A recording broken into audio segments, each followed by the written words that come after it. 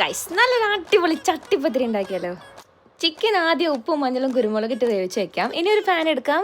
ഇച്ചിരി ഓയിൽ ഒഴിച്ചെടുത്തിട്ട് ഇഞ്ചി, വെളുത്തുള്ളി, പച്ചമുളക്, ഉള്ളി ഇത്തിരി ഇട്ട് ജസ്റ്റ് ഒന്ന് വഴറ്റി കൊടുക്കാം. പിന്നെ നമ്മുടെ പതിവ് മസാല ഇട്ടെടുക്കണം. മഞ്ഞൾപ്പൊടി, മുളക് പൊടി, ഗരം മസാല, മല്ലിപ്പൊടി. ഒന്ന് പച്ചക്കുത്ത് മോയി കഴിഞ്ഞാൽ ചിക്കൻ ഇട്ടെടുക്കാം. ഞാൻ ഇത്തിരി ചിക്കൻ സ്റ്റോക്കും കൂടെ ആഡ് ചെയ്യുന്നുണ്ട്. എല്ലാം കൂടെ ഒന്ന് മിക്സ് ചെയ്തിട്ട് ഇച്ചിരി ചെറുനാരങ്ങ നീഴങ്ങൂരി ഒഴിച്ചെടുക്കാം. പിന്നെ ഇച്ചിരി മലയാളി ഇട്ടാ നമ്മുടെ മിക്സ് റെഡിയായി. ഇനി ഒരു ദോശ ഉണ്ടാക്കണം. 1.5 കപ്പ് മൈദ, ഒരു മുട്ട, ആവശ്യത്തിനുള്ള വെള്ളം, ഇച്ചിരി ഉപ്പ്.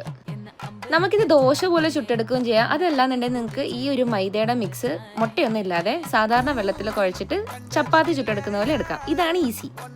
ഇനി ഒരു മിക്സും കൂടെ റെഡിയാക്കണം. 2 മുട്ട, കുരുമുളക്, ഉപ്പ്, പാല് എല്ലാം ഒന്ന് മിക്സ് ചെയ്തെടുക്കാം. ഏത് പാനിലാണ് ഉണ്ടാക്കുന്നത് അതിൽ നമുക്ക് ഇത്തിരി ഗീ ഒന്ന് ബ്രഷ് ചെയ്ത് കൊടുക്കാം.